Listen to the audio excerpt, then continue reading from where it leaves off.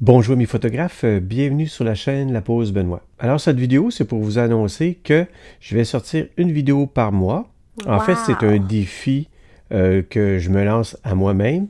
Puis du même coup, souvent, on voit des photographes qui justement font des défis, une photo par jour, une photo par semaine, sur un thème, etc. Moi, en fin de compte, mon défi, c'est de faire une photographie par mois, d'en faire une vidéo avec la retouche complète. Et du même coup, je vais raconter l'histoire de la photo en tant que telle. Alors, ces photographies vont être imprimées avec la petite imprimante Instax Wide. Alors, je ne sais pas à l'avance quels vont être les thèmes des photographies. Ça va toucher autant le paysage, le portrait, l'animalier, la macro, la photo de studio, etc. Si je peux dire, le but de cet exercice, c'est pour vous démontrer que quand on fait des photographies, c'est toujours important de faire des impressions, pas nécessairement des impressions toujours de haute qualité ou faire des livres photos.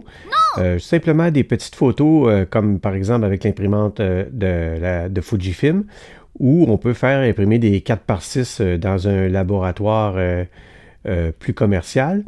Mais au moins, on a l'objet physique, alors qui est important, qui nous motive en fait à faire plus de photographies, plus de sorties photos. Oh yes! Puis si on atteint cet objectif-là, toujours garder la motivation, alors au moins on aura atteint le but et l'objectif. Alors je vais vous montrer la première retouche de la première photo dans le logiciel DxO Filmpack 7. Alors voilà la première photo, je vous présente Litchi. En fait, l'histoire de Litchi, c'est que ma fille, ça fait des années qu'elle veut un petit chaton. Alors, elle s'est décidée au mois de janvier 2024 de faire l'acquisition de cette petite chatte de sorte himalayen. Alors, sur la photo, elle a quelques semaines seulement.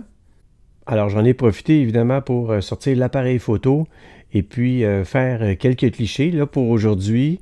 Pour, en fait, le premier mois, qui est le mois de janvier. Alors, j'ai choisi ce portrait animalier. Alors, je vais faire quelques retouches. Disons que sur cette photo-là, il n'y a pas de grand retouches à faire. Alors, si on regarde l'histogramme ici, peut-être augmenter soit l'exposition ou les hautes lumières. Je vais peut-être commencer par les hautes lumières pour voir. Sans cramer au niveau du poil ici, il faut faire attention. Alors, on va peut-être réduire un petit peu. Si j'augmente l'exposition, je vais laisser pour l'instant l'exposition comme ça. On va jouer avec les tons moyens, un petit peu au niveau des ombres. Si on regarde pour comparer,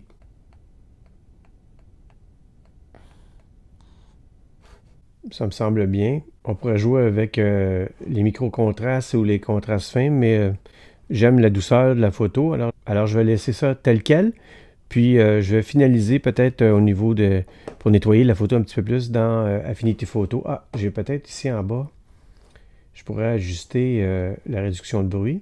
On va faire enregistrer l'image sous, image en TIFF. On va donner le titre de janvier 2024. On enregistre en 16 bits. On voit ici en bas de l'interface que c'est terminé. Là, on va basculer dans Affinity Photo. On va aller ouvrir notre fichier. On peut dupliquer notre calque ici. Voilà. Je vais prendre dans la barre des outils l'outil pinceau de retouche. Alors, je vais nettoyer la photo aux endroits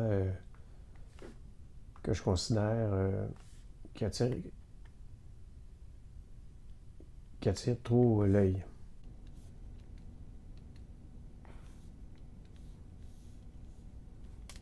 On va aller dans Développe Persona et puis on va corriger le profil de l'objectif, la réduction des aberrations chromatiques. On va développer.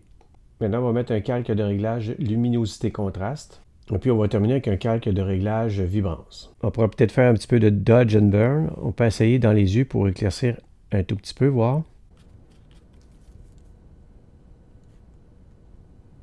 Oh, je viens de voir ici des petits poils qui traversent l'œil.